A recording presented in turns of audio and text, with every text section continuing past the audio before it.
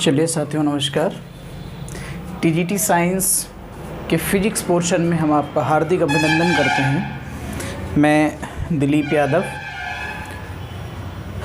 आज आपके बीच में उपस्थित हूँ फिजिक्स की अगली श्रृंखला के साथ में, अगले वीडियो के साथ में, जिसमें हम बात करेंगे वर्क, एनर्जी और पावर के शेष बचे हुए कॉन्सेप्ट्स की। आशा करते हैं आप सब लोग बढ़िया होंगे, स्वस्थ होंगे, और स्वस्थ तभी होंगे जब आप व्यस्त होंगे। तो डेफिनेटली स्वस्थ और व्यस्त दोनों होंगे। इस उम्मीद के साथ हम लोग अपना काम स्टार्ट करते हैं। वर्क, एनर्जी एंड पावर में हम लोगों ने एनर्जी की बात करी थी, जिस एनर्जी में हम काइनेटिक एनर्जी और पोटेंशियल एनर्जी तक पहुंच गए थे। पोटेंशियल एनर्जी कॉन्सेप्ट्स को समझाते समय हमने आपके साथ में एनर्जी या फिर हमने डाइवर्जेंस की चर्चा करी थी। डाइवर्जेंस शब्द हम लोगों को बीएससी पार्ट 1 में मिलता है। डाइवर्जेंस की जो ओरिजिन है वो बीएससी में स्टार्ट होती है, जब हम क्लासिकल मैकेनिक्स या जब हम क्वांटम मैकेनिक्स या जब हम रिलेटिविटी पढ़ते हैं तो वहाँ पे हम इलेक्ट्रोमैग्नेटिज्म पढ़ते हैं तो वहाँ पर हम डाइवर्जेंस जैसे शब्दों का प्रयोग करते हैं।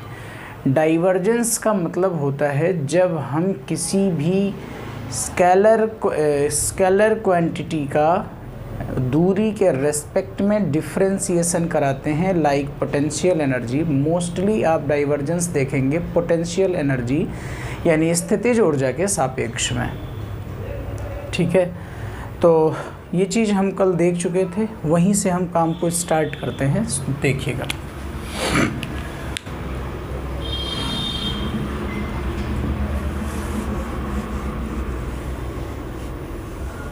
क्या है, कहाँ से काम कैसे शुरू होगा। तो हम लोगों ने कल देखा था U = -mgh, और -mg इसलिए आया था क्योंकि हम जान रहे थे कि जो नेचुरल फोर्स बॉडी पर है वो नीचे काम कर रहा है, जबकि आप उसको इस नेचुरल फोर्स की अपोजिट डायरेक्शन में लेके जा रहे हैं। अगर इसे हम h के सापेक्ष में अवकलित कर दें, डिफरेंशिएट कर दें, तो it will B -mg which is gravitational force du/dh = -f। हमने आपको यह भी बताया था कि पोटेंशियल एनर्जी का दूरी के रेस्पेक्ट में डिफरेंशिएशन उस पर लगने वाले फोर्स की नेगेटिव वैल्यू के बराबर होता है। ये आप हमेशा याद रखेंगे। ठीक, du/dh जो था, इसी du/dh को अगर हम इस तरह से लिखते हैं d/dh × u = -f, तो इस वैल्यू को हम शॉर्टकट में इस तरह के फिगर से दिखाते हैं, जिसे हम डाइवर्जेंस कहते हैं।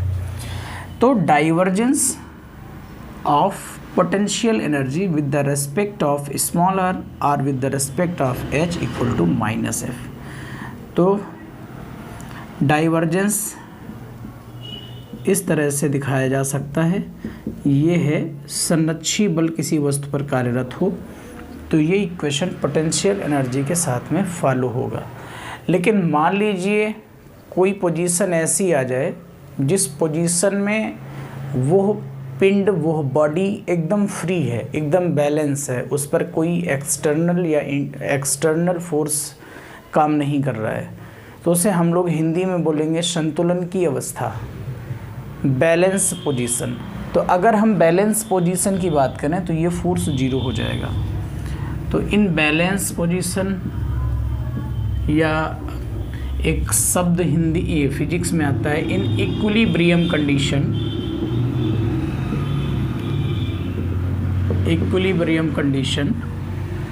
F = 0, so it will be divergence of potential energy = 0। या इसी को हम अगर छोटी क्लासेस के स्तर से सब लोग पढ़ें तो इसको इस तरह से लिख सकते हैं। कहीं पर अगर इक्विलिब्रियम कंडीशन की बात आ जाए और पोटेंशियल एनर्जी के रेस्पेक्ट में बात आ रही हो, तो उसको दूरी के सापेक्ष में डिफरेंशिएट करके 0 के बराबर कर देंगे। ऐसा क्वेश्चन अभी हमारी जो एक्सरसाइज होंगी उनमें मिलेगा, इसलिए हम इसको समझा रहे थे। ये बात हो गई पोटेंशियल एनर्जी की। इसके बाद हम दो फोर्सेस की बात करेंगे, जिन फोर्सेस को हम कहते हैं conservative forces and non conservative forces. Hindi में इन्हें बोला जाता है संरक्षी बल और असंरक्षी बल।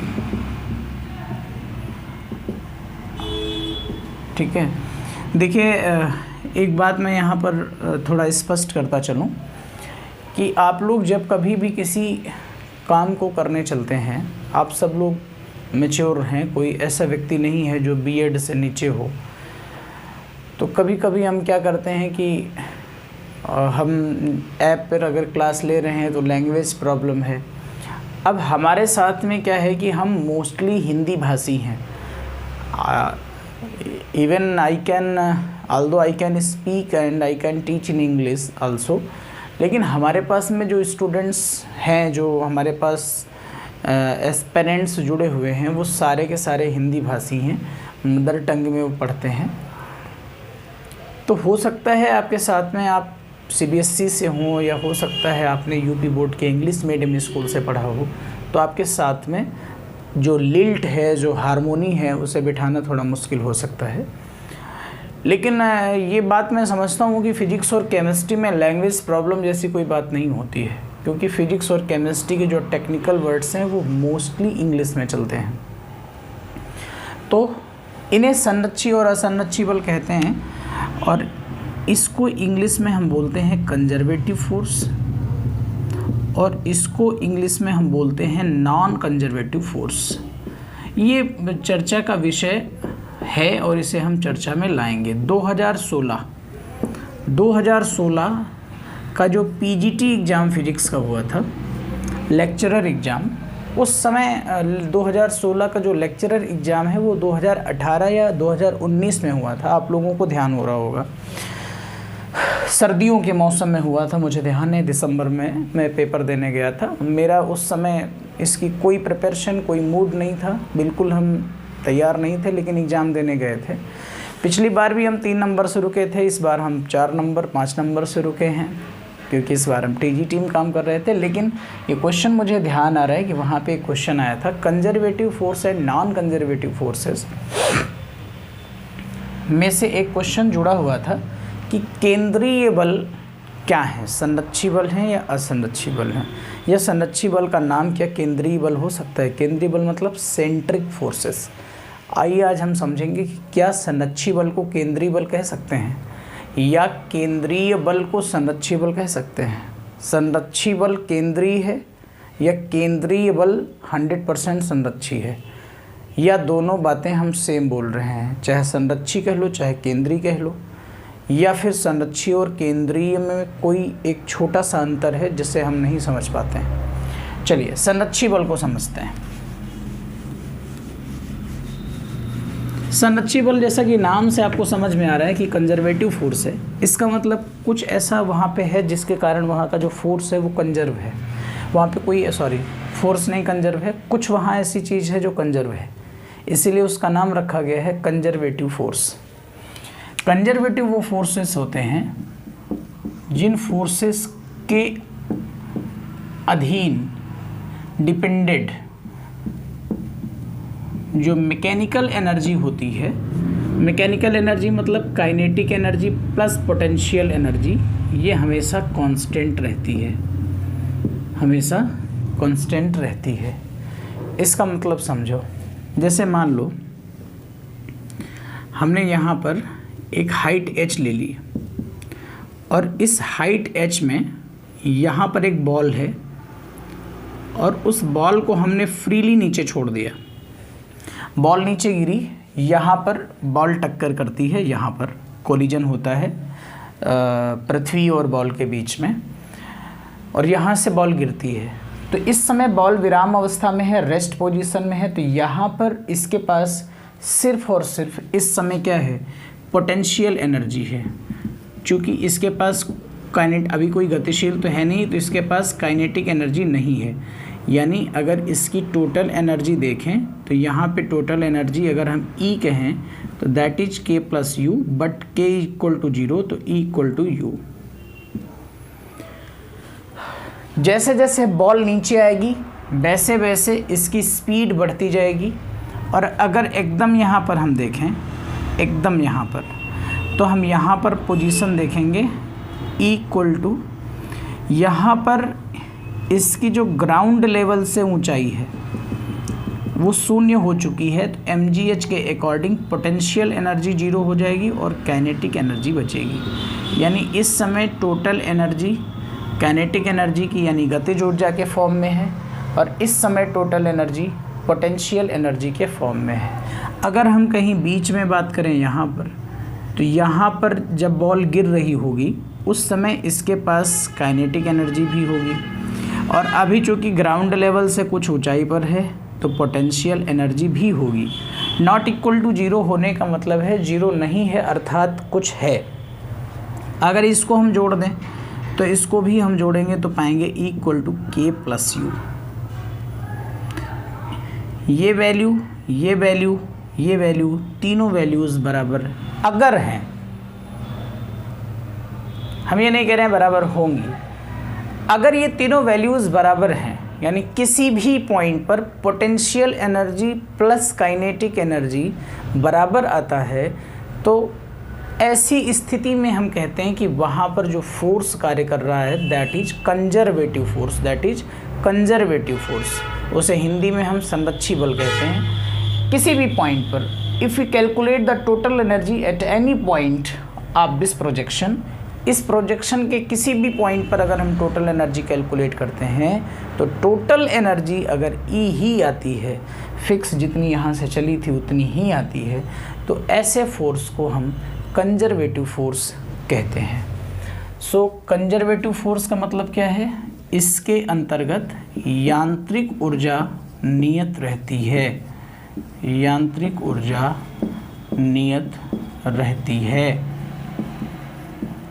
मतलब मैकेनिकल एनर्जी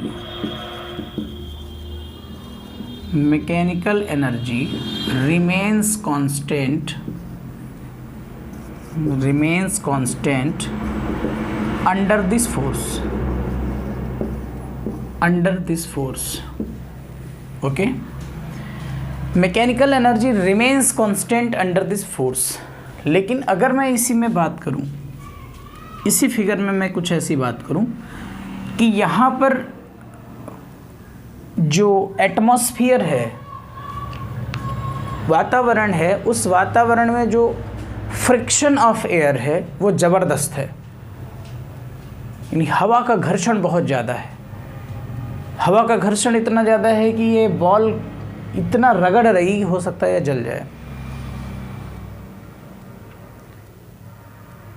या मान लीजिए यहाँ कहीं इस मात्रा में नीचे कीचड़ भरा हुआ है और गेंद को ऊपर से गिराते हैं, तो क्या नीचे आते आते उसकी स्पीड बढ़ जाएगी? क्या नहीं बढ़ेगी, बिल्कुल नहीं बढ़ेगी। इसका मतलब ये है कि अगर यहाँ पर ये बात सही होती है, 9th की जब एकेडमिक क्लास, 11th की जब हम एकेडमिक क्लास पढ़ते हैं तो एनर्जी कंजर्वेशन के लिए ये हम फेमस एग्जाम्पल लेते हैं और वहाँ पर हम बच्चों को mgh समझा के दिखाते हैं। लेकिन अगर इस पूरे ट्रैक में कहीं भी एयर फ्रिक्शन की बात कर ली जाए तो energy conservation formula will not be applicable in this system. Energy conservation formula फिर इस सिस्टम में लागू नहीं होगा। So it is matter to be remembered that if energy conservation is applied in any type of force then that force will be always conservative। यदि ऊर्जा संरक्षण का नियम किसी भी बल के अंतर्गत लग रहा है तो वह बल संरक्षी होगा, और यदि ऊर्जा संरक्षण का नियम उस बल के अंतर्गत लागू नहीं हो पा रहा है तो वहाँ पर कोई ना कोई असंरक्षी बल काम कर रहा है। गुरुत्वाकर्षण बल कैसा बल है? संरक्षी बल है। ग्रेविटेशनल फोर्स कैसा बल है?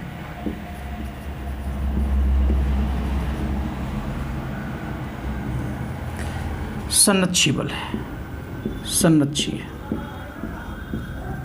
कूलामीय फोर्स कैसा बल है? यानी जिसे आप स्थिर वैद्युत बल कहते हैं, कूलाम्ब फोर्स, यह भी संरक्षी बल है, यह भी संरक्षी बल है।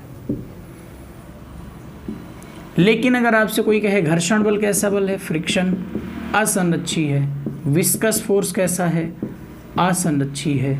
ये सब असंरक्षी बल के उदाहरण हैं। असंरक्षी बल, असंरक्षी बल को इसका उल्टा मानेंगे, इसको बोलेंगे नॉन कंजर्वेटिव फोर्स, यानी वे फोर्सेस जिनमें ऊर्जा संरक्षण सिद्धांत लागू नहीं हो पाता है उन्हें हम असंरक्षी बल कहते हैं। संरक्षी बलों की एक भूमिका और है, वो भूमिका ये है कि संरक्षी बलों में जो किया गया कार्य होता है, इनके अंतर्गत जो किया गया कार्य होगा, work done under the conservative forces always depend on only first and last point of the track, it never depends on the path. Works depend on only,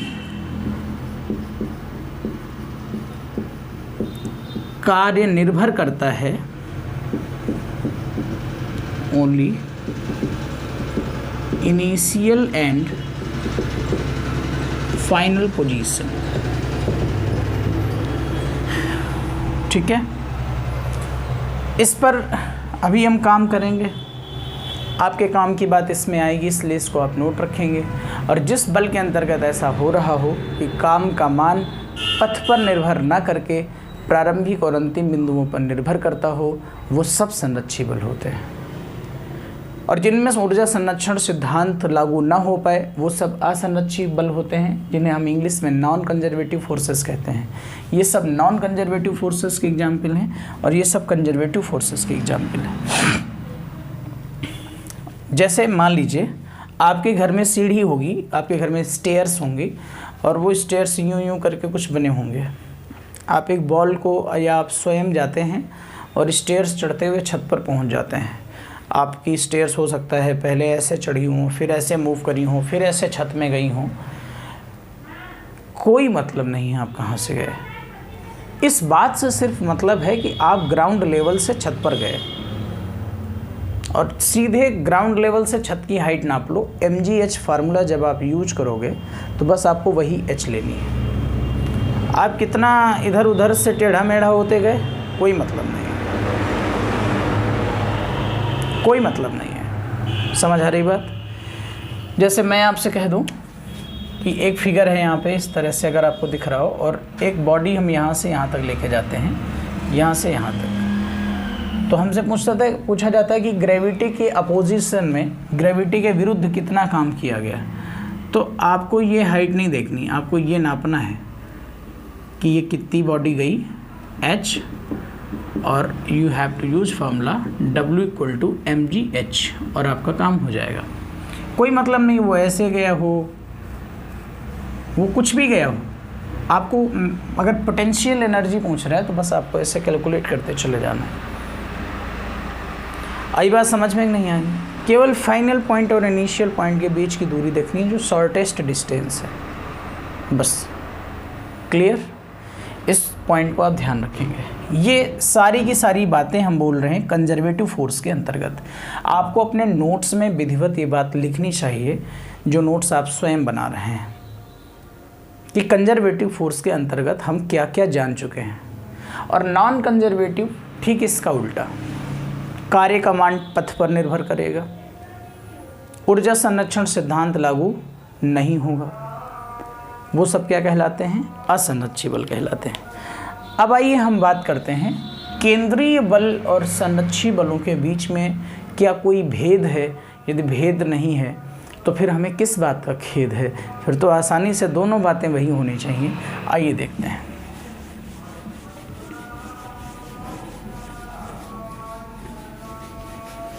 ये बात लेक्चरर में आई थी और बहुत ज़बरदस्त, बहुत इंटरेस्टिंग कॉन्सेप्ट है ये। देखिएगा क्या है, बात चल रही है कंजर्वेटिव फोर्स की, यानी संरक्षी बल की, और सेंट्रिक फोर्स यानी केंद्रीय बल की, सेंट्रिक फोर्सेस, इन दोनों की बात चल रही है। कंजर्वेटिव फोर्सेस वे फोर्सेस होते हैं जिनमें कार्य का मान प्रारंभिक और अंतिम स्थितियों पर डिपेंड करता है और पूरे ट्रैक पर डिपेंड नहीं करता। एनर्जी कंजर्वेशन लागू होता है। एनर्जी कंजर्वेशन लागू होता है। एनर्जी कंजर्वेशन क्या है? किसी भी पॉइंट पर पोटेंशियल एनर्जी और काइनेटिक एनर्जी, स्थितिज ऊर्जा और गतिज ऊर्जा का योग नियत रहना चाहिए। सेंट्रिक फोर्सेस कौन से होते हैं? सेंट्रिक फोर्सेस वे फोर्सेस होते हैं भाई जो फोर्सेस हमेशा इस तरह से वर्क करते हैं। All the forces which depends with reciprocal to the distance are called the centric forces, like K Q1 Q2 upon R square, like G M1 M2 upon R square, like mu naught upon 4 pi M1 M2 upon R square.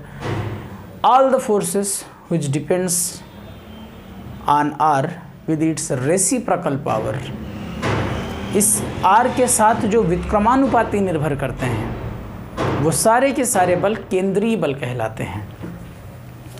वो सब बल केंद्रीय बल कहलाते हैं। सारे बल केंद्रीय बल कहलाते हैं और इन केंद्रीय बलों की खास बात होती है कि इनमें ऊर्जा संरक्षण नियम लागू होता है। ऊर्जा संरक्षण नियम लागू होता है।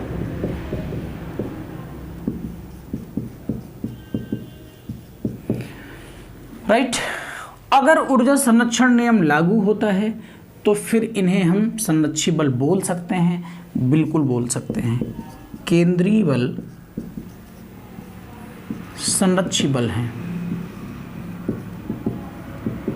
लेकिन क्या केंद्रीय बल ही केवल संरक्षी हैं या फिर संरक्षी बल की सीमा कुछ और है? केंद्रीय बल जो है वो तो संरक्षी है ही है, लेकिन क्या इसके अलावा भी कोई फोर्स है जो संरक्षी है? This is point two understand. This is the matter. समझ आ रही बात? केंद्रीय बल तो संरक्षी बल हैं, यानी दिलीप सर तो फिजिक्स पढ़ाते हैं, लेकिन क्या दिलीप सर ही केवल फिजिक्स पढ़ाते हैं? ये बात गलत हो जाएगी। तो केंद्रीय बल जितने भी केंद्रीय हैं सब संरक्षी हैं, लेकिन जितने केंद्रीय हैं केवल उतने ही संरक्षी नहीं हैं, बल्कि संरक्षी बलों की सीमा इससे आगे भी है। यानी सभी केंद्रीय बल संरक्षी हैं, क्योंकि केंद्रीय बलों में ऊर्जा संरक्षण का नियम लागू होता है, एनर्जी कंजर्वेशन फॉलो होता है, लेकिन सभी संरक्षी बल केंद्रीय बल नहीं है। Got it? सभी संरक्षी बल केंद्रीय बल नहीं है। All the centric forces are the conservative forces, but all the conservative forces are not centric forces. यानी ये हम कह सकते हैं कि कंजर्वेटिव यानी संरक्षी बल की सीमा इसके बाहर भी है, इसका परिवार इसके बाहर भी है। Centric forces and conservative forces में यही मूल अंतर है। All the centric forces are conservative, but all the conservative forces are not centric forces. Clear? केंद्रीय बल संरक्षी बल हैं, परंतु सभी संरक्षी बल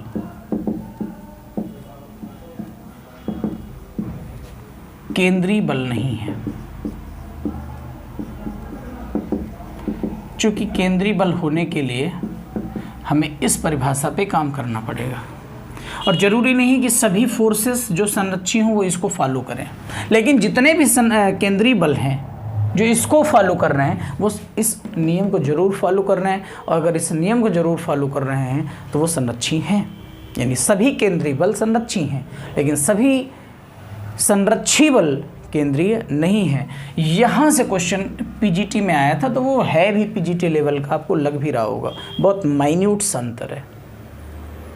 जितने केंद्रीय हैं उनमें क्वालिटी है कि वो संरक्षी हैं, लेकिन संरक्षी सिर्फ केंद्रीय में सिमट के नहीं रहता, बल्कि संरक्षी का परिवार केंद्रीय के बाहर भी है।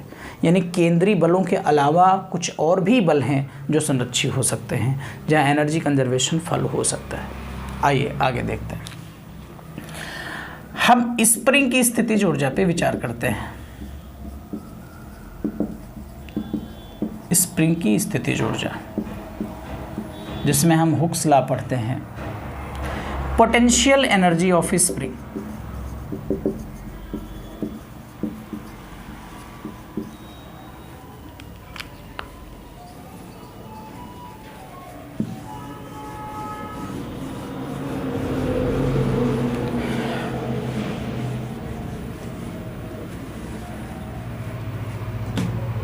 Potential energy of spring.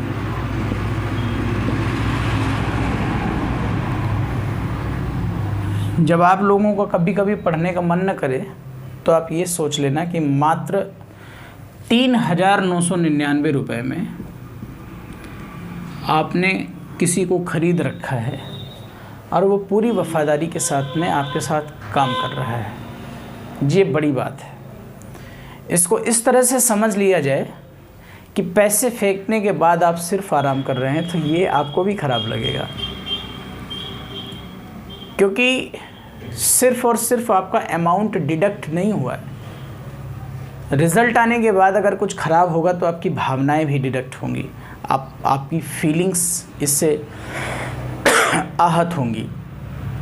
इसलिए हम लोगों के साथ में लगातार काम करिए। मैं आप लोगों से बहुत बार कह चुका हूँ कि वी आर नॉट प्रोफेशनल। हम ऐसे प्रोफेशनल नहीं हैं कि फ़ीस देने के बाद आपसे टच लेना भूल जाएं। और हाँ, ये ज़रूर है कि हम व्यस्तता में थोड़ा टच कम ले पाएँ, लेकिन ऐसा भी नहीं कि एकदम टच ना ले पाएँ। लेकिन अगर आप क्लास को मिस कर रहे हैं तो मैं आपसे क्या कह सकता हूँ। बहुत लोगों से उम्र में छोटा हूँ, कुछ लोगों से उम्र में बड़ा हूँ, तो मैं सब लोगों से बस यही सलाह दे सकता हूँ कि हम सब लोग मिल के इसको पार करें। और एग्ज़ाम जब आएगा तो एक सुनहरे पल का हमें इंतज़ार होगा, हम खुश होंगे और हमें बहुत अच्छा लगेगा आप सबका रिज़ल्ट अच्छा है। और पता है, जब आप धीरे धीरे काम करते हुए जाएंगे तो पता नहीं कब काम अच्छा हो गया, ये खुद नहीं पता चल पाएगा। इसलिए stay motivated and stay continued, it is very most important. Spring की स्थितिज ऊर्जा, स्प्रिंग की एक कंडीशन पे हम बात करते हैं। ये स्प्रिंग है नॉर्मल पोजीशन में। अगर हम इस स्प्रिंग को देखिए, जिस तरह से हम आपको पढ़ा रहे हैं, ये ओरिजिन पॉइंट है। मैं आपको बता दूं, ये ओरिजिन पॉइंट है। और मान लीजिए आपने स्प्रिंग को यूं एक्सपेंड कर दिया है, आपने एक्सपेंड किया है, ये आपने एक्सपेंड किया है, तो स्प्रिंग उधर ही एक्सपेंड होगी।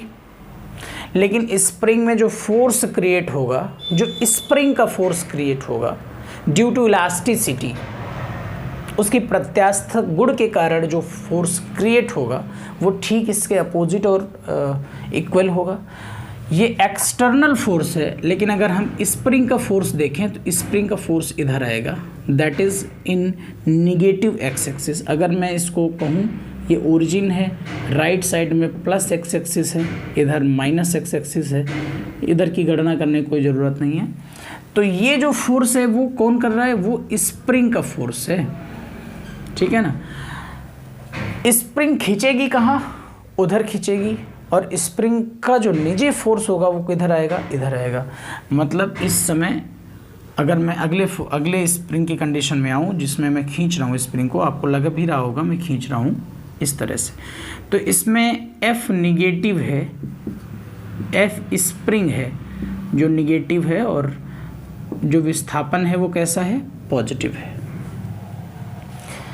फिर ध्यान रखिए, इट इज़ वेरी कन्फ्यूजिंग, बहुत कन्फ्यूजिंग स्टेटमेंट मैं बोल रहा हूँ कि स्प्रिंग को मैं खींच ऐसे रहा हूँ, स्प्रिंग बढ़ भी उधर रही है, फिर भी मैं फोर्स को निगेटिव दिखा रहा हूँ और डिस्प्लेसमेंट को पॉजिटिव दिखा रहा हूँ, क्योंकि मैं फोर्स स्प्रिंग का ले रहा हूँ और डिस्प्लेसमेंट भी स्प्रिंग का ले रहा हूँ। हमने कितना फोर्स उसमें लगाया, इस समय हम वर्क नहीं कर रहे हैं उसमें, क्योंकि स्प्रिंग में ही विस्थापन हो रहा है। तो स्प्रिंग में स्वयं बल किधर लगा, तो आप करके देखिए कि स्प्रिंग को खींचिए, इधर खींची, लेकिन जब आप छोड़ेंगे तो स्प्रिंग का जो निजी फोर्स होगा वो उधर जाएगा। इसलिए उल्टा यहाँ पे आपको दिख रहा है। अगर आपका बल पूछा जाए तो आपका बल उधर ही है जहाँ स्प्रिंग खींच रही है, एक्सटर्नल फोर्स उधर ही है जहाँ डिस्प्लेस्ड हुआ है। इसका उल्टा भी समझ लीजिए, अगर हम इसको कॉन्ट्रैक्ट करें, इसको अगर हम कंप्रेस करें, तो अगर इसको हम कंप्रेस करेंगे, ये किसी दृढ़ आधार से स्प्रिंग इस तरह से बंधी है, अगर हम इसको कंप्रेस करें तो लाइक दिस हम कंप्रेस करेंगे। अब अगर हम कंप्रेस करेंगे तो हमने फोर्स लगाया इधर, लेकिन जब कंप्रेस करके छोड़ेंगे तो स्प्रिंग का जो फोर्स होगा, एफ स्प्रिंग मैं लिख रहा हूँ जानबूझ के, अब ये पॉजिटिव है, लेकिन इसका जो कंप्रेशन है वो नेगेटिव है। यानी अगर स्प्रिंग के डिस्प्लेसमेंट और स्प्रिंग के फोर्स के बीच में एक ग्राफ खींचा जाए, तो वो ग्राफ कुछ ऐसा रिप्रेजेंट होना चाहिए कि जब x पॉजिटिव हो रहा हो तो f नेगेटिव हो रहा हो।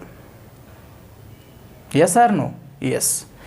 दूसरी चीज़, हुक्स लॉ कहता है कि फॉर वेरी शॉर्ट स्ट्रेन्स, बहुत लघु विकृतियों के लिए, जब हम लोग इलास्टिसिटी में आएंगे तो बात करेंगे, फॉर वेरी शॉर्ट स्ट्रेन्स, जब हम बहुत शॉर्ट स्ट्रेन्स में बात करते हैं, तो for very short strains F is always proportional to the displacement of this body x, displacement of this spring।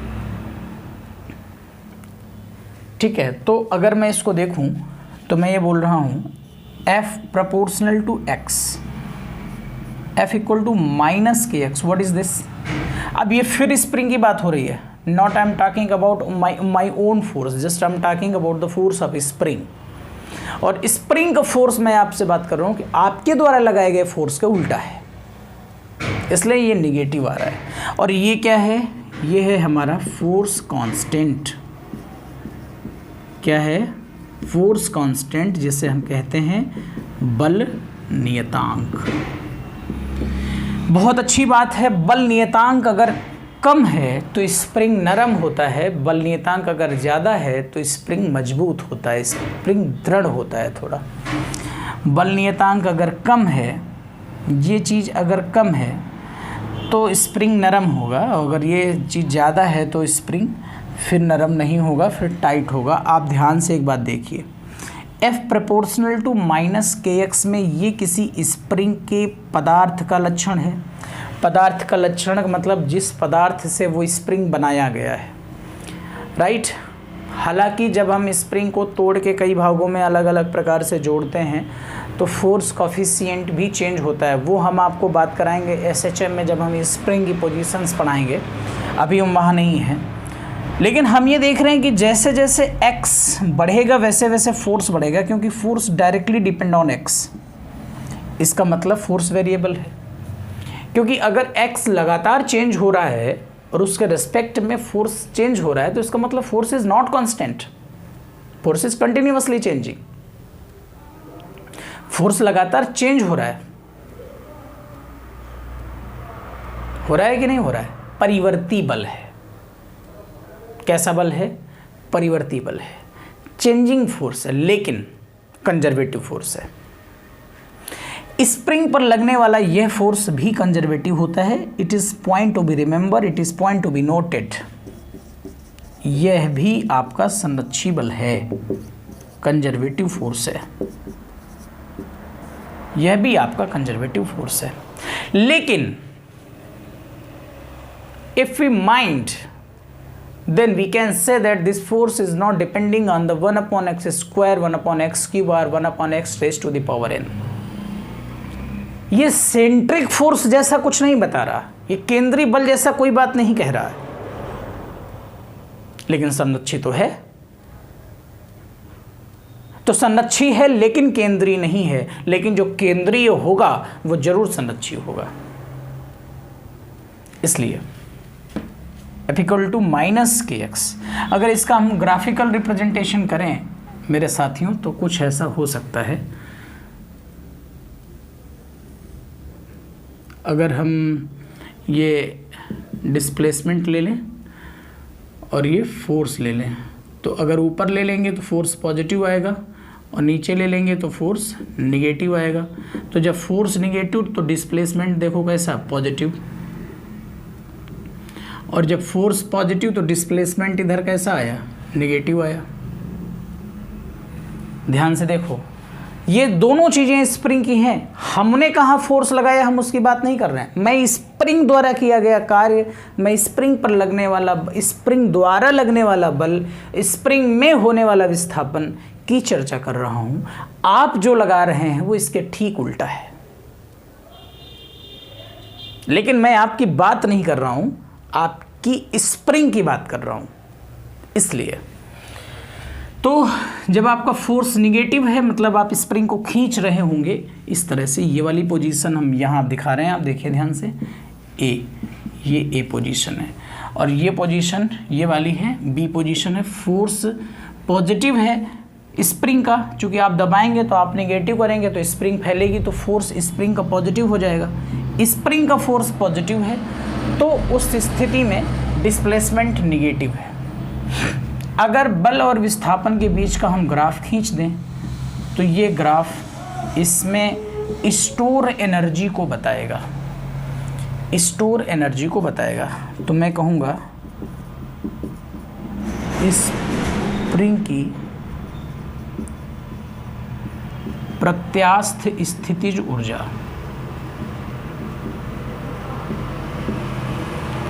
स्थितिज ऊर्जा, elastic potential energy of spring equal to OAB, area OAB, area of triangle OAB, that is equal to be 1/2 base into height OA,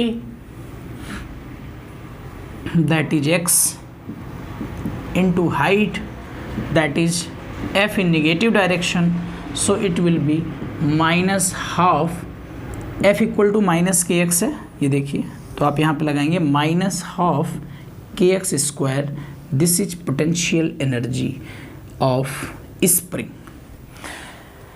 this is potential energy of the spring। लेकिन अगर हमसे कोई पूछे कि बाह्यकर्ता द्वारा कितना काम किया गया, मैं जो डूअर है उस समय, जो वर्क डन कर रहा है, जो काम कर रहा है, जो बाहर कोई एक्सपेरिमेंट कर रहा है ह्यूमन बॉडी, उसके द्वारा किया गया काम, तो वर्क डन बाय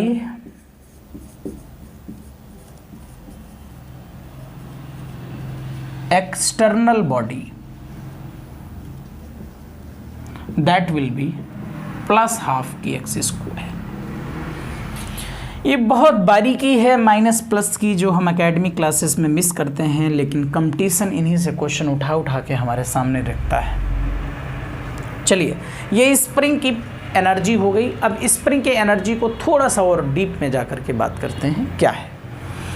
इसको अगर हम ध्यान से देखें तो ये दो ही चीज़ें हैं, एक तो F है, दूसरा x है, by 2 है, Fx/2। अगर इसको मैं कहूँ तो ये क्या है, ये f है, और मैं अगर इसको लिखूँ तो लिख सकता हूँ 0 + x/2 Fx/2। Why I have done this? It is the average increment, average dilation in spring। पहले कोई विस्थापन नहीं था, विराम। ये देखिए, ये स्प्रिंग खिंची नहीं है, इसे माना जाएगा कि स्प्रिंग खिंची नहीं है, स्प्रिंग एकदम सामान्य अवस्था में है, नॉर्मल पोजीशन में स्प्रिंग है, और नॉर्मल पोजीशन में ये स्प्रिंग है, और फिर उसको x खींचा गया। चूंकि यहाँ पर फोर्स डिस्प्लेसमेंट के साथ में कंटिन्यूअसली चेंज हो रहा है, that's why we are calculating the average displacement.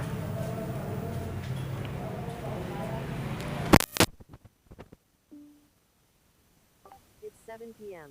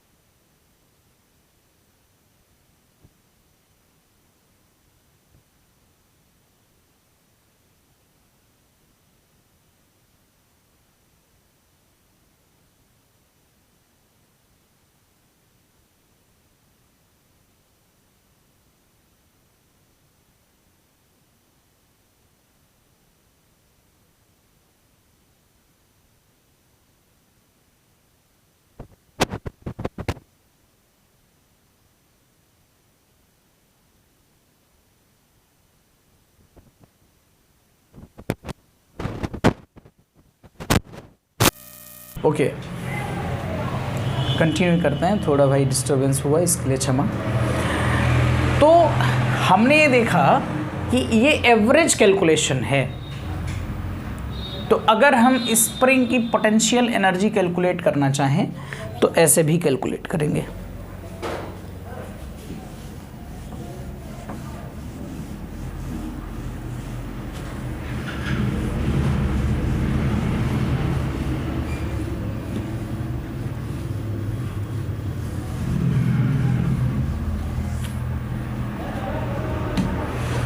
Potential energy अगर हम कैलकुलेट करना चाहें तो हम बोलेंगे F इंटू लंबाई में वृद्धि, ये फार्मूला बहुत काम करेगा, बाई 2। ओके, एक दूसरे तरीके से भी इसको देख सकते हैं। कैसे? dW equal to F D X होता है, हम सब लोग जानते हैं। और मान लीजिए स्प्रिंग को हम x बराबर x1 से x बराबर x2 तक डिस्प्लेस करना चाहते हैं, तो इसको हम लिख सकते हैं dW equal to minus K X D x. What is this?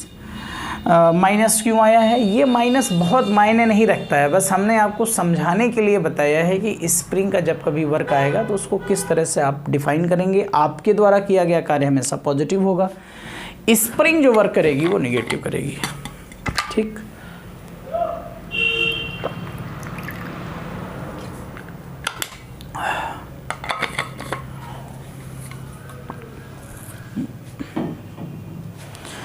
तो अगर हम इसको x बराबर x1 से x बराबर x2 तक डिस्प्लेस करें तो हम कह सकते हैं integral x1 to x2 minus K X D x.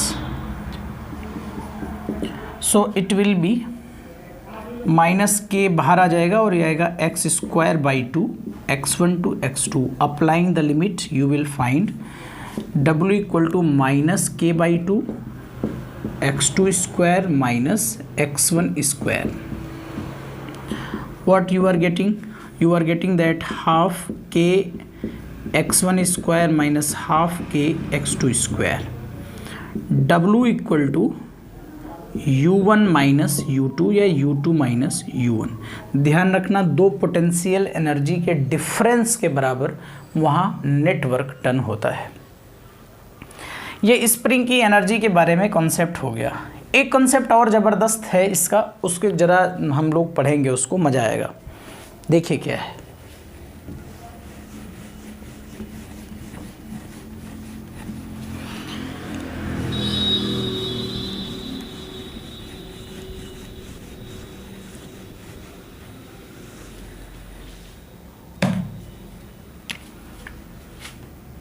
मान लीजिए ये स्प्रिंग इस अपनी नेचुरल पोजीशन में है, ये दीवार से बंधी है और कोई बच्चा इसे खींचता है।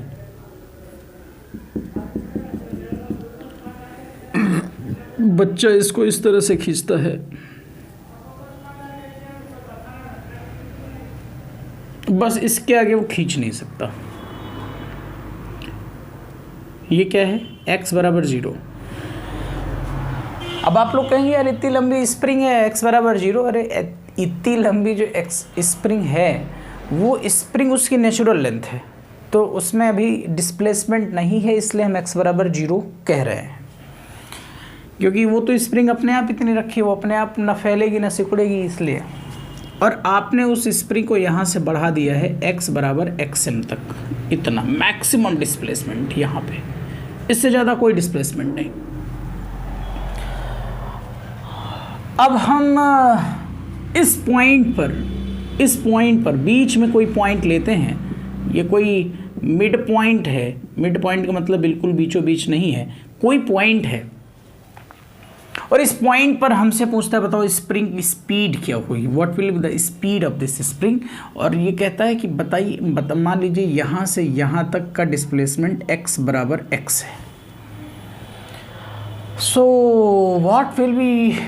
what we do in this figure now, what और कॉन्सेप्ट सेज, क्या हमारा कॉन्सेप्ट कहता है? कॉन्सेप्ट ये कहता है कि भाई एनर्जी तो हर जगह कांस्टेंट रहेगी, क्योंकि ये भी एनर्जी कंजर्वेशन है, ये भी संरक्षिबल है। केंद्रीय नहीं है तो नहीं है, लेकिन संरक्षिबल तो है। जितनी एनर्जी यहाँ उतनी एनर्जी यहाँ, उतनी एनर्जी यहाँ। अच्छा, दूसरी चीज ये क्या है? ये क्या है? ये क्या है? संतुलन की अवस्था, साम्य अवस्था, इक्विलिब्रियम पोजीशन। ये वो स्थिति है मेरे दोस्त जहां पर स्प्रिंग सबसे तेज लपाक से झटका मारेगी, सबसे तेज स्पीड होगी वहां पे स्प्रिंग की। जीरो, जैसे झूला हम नहीं बचपन में झूला करते तो सबसे तेज नीचे से झूलता हुआ जाता था वो। अच्छा, यहां पर तो स्प्रिंग एकदम सधी हुई है, कोई गति नहीं है। मतलब यहाँ पर इसके पास जो टोटल एनर्जी है, that total energy is only in the form of potential energy which is half K X maximum square. अब यहाँ पर हम कोई पॉइंट P ले लेते हैं और ये कोई पॉइंट लास्ट पॉइंट है, इसको हम EL कह देते हैं। तो मैं कह सकता हूँ बाई एनर्जी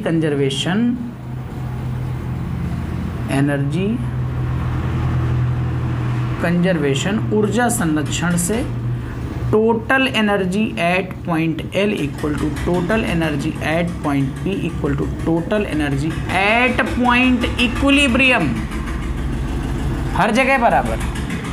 लास्ट पॉइंट में उसके पास कोई गति नहीं है, इसलिए केवल पोटेंशियल एनर्जी होगी half K X M square. यहाँ पर P पॉइंट पर अभी उसके पास कुछ डायलेशन बचा है अपनी कंट्रोल पोजीशन से, so that is half K X square. लेकिन कुछ एनर्जी यहाँ से यहाँ तक खींची है, स्पीड में है, तब यहाँ कुछ इसके पास गतिज ऊर्जा हो गई है। अब इस समय इस स्प्रिंग में कुछ स्पीड है, तो हम कहेंगे हाफ mv स्क्वायर। सो अगर हम इसको कैलकुलेट करें तो हम कह सकते हैं half K X M square plus half K X square, या मैं अगर इसको कैलकुलेट करूं minus half K X square equal to half mv square. ये फार्मूला हमारे काम का हो सकता है। अब समझियो, स्प्रिंग जब तक रखी थी तब तक तो स्पीड थी नहीं, लेकिन स्प्रिंग को सडनली रबर की तरह खींचा और छोड़ दें तो तपाक से लगेगी, लगती है कि नहीं।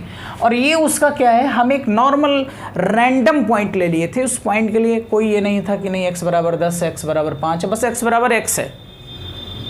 मतलब x बराबर x मतलब कहीं भी x बराबर लास्ट भी जा सकता है और x बराबर 0 भी जा सकता है। और जब x बराबर अगर 0 जाओगे तो ये टर्म 0 हो जाएगा, घटने वाला। अगर ये टर्म 0 हो जाएगा तो इससे कुछ घटना तो बाकी नहीं रहा, खत्म हो गया, कुछ घटना ही नहीं है। जैसे भाई 100 में से 2 घटना हो, 10 घटना हो तो 90 बचेगा, लेकिन 100 में से 0 घटना हो तो 100 ही बचेगा। अगर ये ज़्यादा बचेगा तो ये भी बढ़ता जाएगा ना, चूंकि मॉस तो चेंज नहीं होगा। क्लासिकल फिजिक्स में मॉस नहीं चेंज होगा। जब भी मैं बोलता हूँ मॉस नहीं चेंज होगा तो इसका मतलब है क्लासिकल फिजिक्स में मास नहीं चेंज होगा। मास तो चेंज होगा लेकिन क्लासिकल फिजिक्स में मास चेंज नहीं होगा। तो at origin at equilibrium position speed is maximum, सबसे तेज स्पीड वही होगी कि नहीं होगी बताओ। सो तब मैं इसको इस तरह से लिख सकता हूँ half K X M square equal to half M V M square, और ये कैंसिल हो जाएगा और v maximum square equal to K X maximum square by m and v maximum equal to square root of K X maximum square by m। It's a very important. अच्छा, यहाँ पर हमने अभी एक चर्चा और करी थी फोर्स कांस्टेंट की। Force constant that was F equal to K X, या that was F equal to minus K X. अगर मैं इसके यूनिट की बात करूं कि इसका यूनिट क्या होगा एसआई में, तो आप कहेंगे सर ये न्यूटन है, और अगर मैं इसको अपॉन में लाऊं तो न्यूटन प्रति मीटर, दैट वाज के। ठीक है, this was the concept of spring energy. अब बात करते हैं, जब हम लोग कभी गाड़ी को रोकते हैं तो उस स्थिति में जैसे गतिज ऊर्जा थी और सडनली गाड़ी रुकी, तो हम कहते हैं कि सबक की पूरी गतिज ऊर्जा खत्म हो गई, और वो गई कहाँ? या तो टायर में घुस गई या तो रोड में घुस गई। लेकिन अगर उस समय at the spur of moment, ठीक उसी समय उसी मोमेंट पर आप देखें तो टायर और रोड उस जगह की दोनों गर्म होंगी।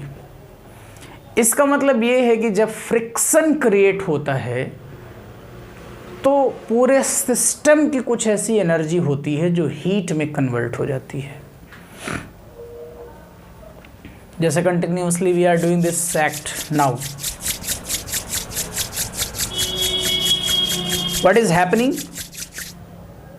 हमारी जो हथेली है, हमारी जो हथेलियां हैं, just the palms are getting heat. और ये क्या है?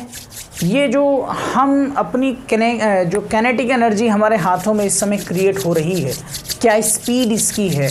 अगर मैं अपने हथेली का वजन कैलकुलेट कर लूँ, half mv² plus half mv², और इसका अगर मॉस हमें कैलकुलेट हो और हम ये समझ पा रहे हों कि इस समय क्या इसके बीच में फ्रिक्शन कोफिशिएंट है और कितना मॉस है और ये सब वगैरह वगैरह, पूरा कैलकुलेट करके हम ये बता सकते हैं कि कितनी एनर्जी खर्चा हो रही है कितने डिग्री टेम्परेचर बढ़ाने में।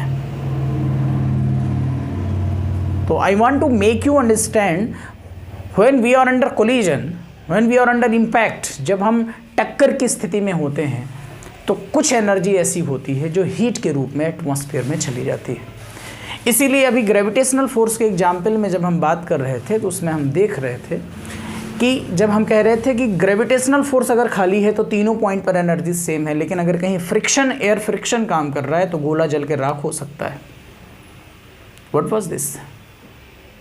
The friction between the ball and the air. और friction between the ball and air जब ज़्यादा हो जाएगा तो हीट तो क्रिएट हो रही है, और हीट अगर ज़्यादा होगी तो आग तो लगी जाएगी।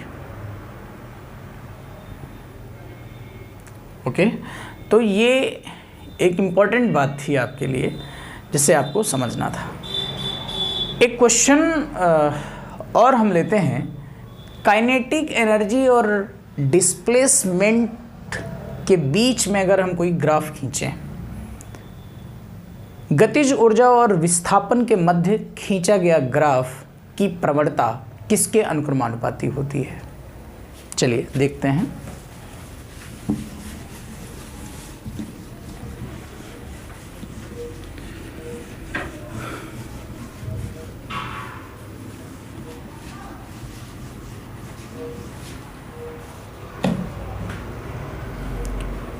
गतिज ऊर्जा और गतिज ऊर्जा यानी काइनेटिक एनर्जी और विस्थापन एस के मध्य खींचे गए ग्राफ की प्रवणता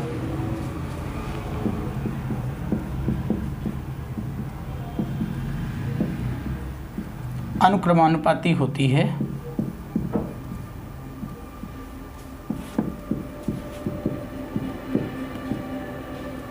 त्वरण के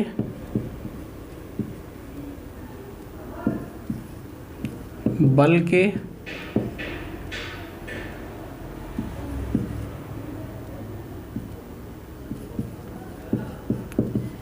त्वरण के व्युत्क्रमानुपाती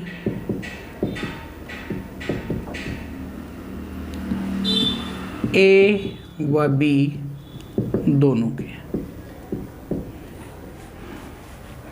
गतिज ऊर्जा और विस्थापन एस के मध्य खींचा गया ग्राफ, मेरे दोस्त अगर आप कैलकुलेट करेंगे तो K = F ऐसी होगा, जो वर्क डन है वही विस्थापन है।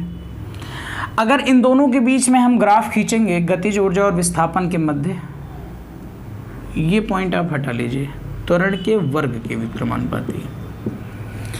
तो अगर मैं इसको कैलकुलेट करूं तो मैं ग्राफ अगर खींचूं, ग्राफ एक तो ये हो सकता है कि के इधर हो, एफ इधर हो, और ये ग्राफ हमें मिल जाए, क्योंकि के प्रोपोर्शनल टू एफ एस है, लाइन सीधी आएगी। और अगर यहाँ से हम ये कैलकुलेट करें tan थीटा, तो हम कह सकते हैं tan थीटा की जो प्रवणता है दैट वाज के बाई एफ। अगर ये के बाई एफ है तो व्हाट इज़ दिस, के बाई अगर एफ है तो what is this, this is, अगर मैं इसको देख रहा हूँ, जो ग्रेडियंट है, ग्रेडियंट प्रोपोर्शनल टू 1/f, और f बराबर ma होता है, यानी ग्रेडियंट डिपेंड करेगा 1/m के, और ग्रेडियंट डिपेंड करेगा 1/a के भी, मतलब त्वरण के भी व्युत्क्रमानुपाती भी और द्रव्यमान के भी व्युत्क्रमानुपाती। और ऐसा हमारे पास कोई विकल्प नहीं है। तो मैं इसी ग्राफ को उल्टा भी कर सकता हूँ, क्योंकि ये कोई ज़रूरी नहीं है कि हम किधर क्या दिखा रहे हैं। और अब अगर हम इसका tan थीटा कैलकुलेट करें तो मैं इसको बोल सकता हूँ tan थीटा इक्वल टू लंब f बटा के। और अब मैं देख रहा हूँ कि tan थीटा प्रोपोर्शनल है f के, और f बराबर होता है ma। इसका मतलब tan थीटा प्रोपोर्शनल होगा m के, और tan थीटा प्रोपोर्शनल होगा a के, मतलब दोनों के, a व b दोनों के। ठीक, ये एक क्रिएटिव क्वेश्चन था जो दिमाग में चल रहा था और कहीं से लिया ही है हमने, तो इस तरह से इस क्वेश्चन को हम शॉर्ट आउट कर सकते हैं।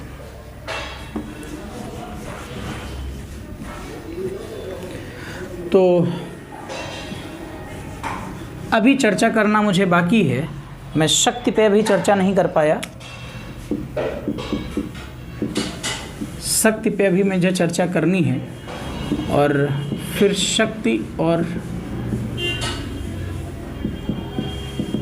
गतिज ऊर्जा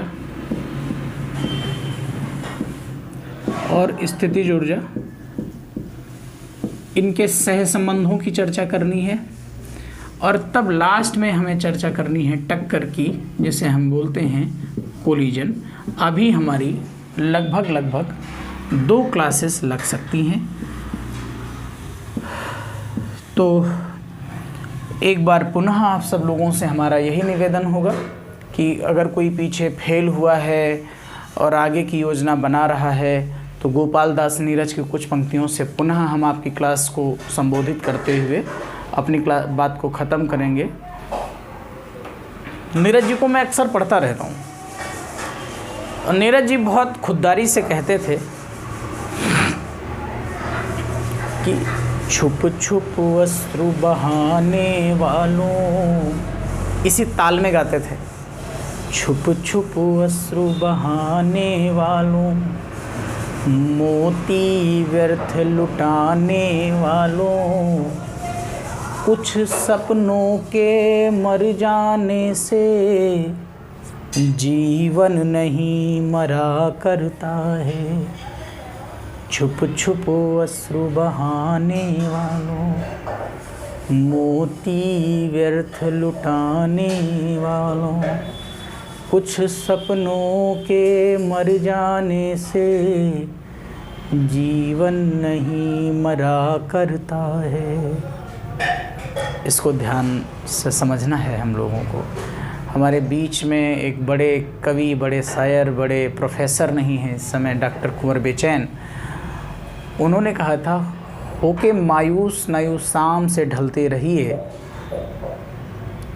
होके मायूस यूँ न शाम से ढलते रहिए, जिंदगी भोर है सूरज से निकलते रहिए। ये सारी वो चीज़ें हैं जो आपको अंतर्मन से ऊर्जा देती हैं और देनी चाहिए। हम अभी बीच में कभी चर्चा करेंगे। मैं अभी वैदिक गणित पढ़ रहा था, और वैदिक गणित में मैंने 1-2 कहानियाँ पढ़ी भास्कराचार्य की पुत्री लीलावती की, और भास्कराचार्य को भी हमने पढ़ा, बहुत अच्छा लगा। मैं कभी उस पर बात करूँगा इसी दिन फ्री हो करके।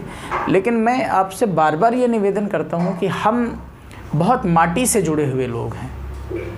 हमने कभी स्मार्टनेस को स्मार्टनेस समझा ही नहीं।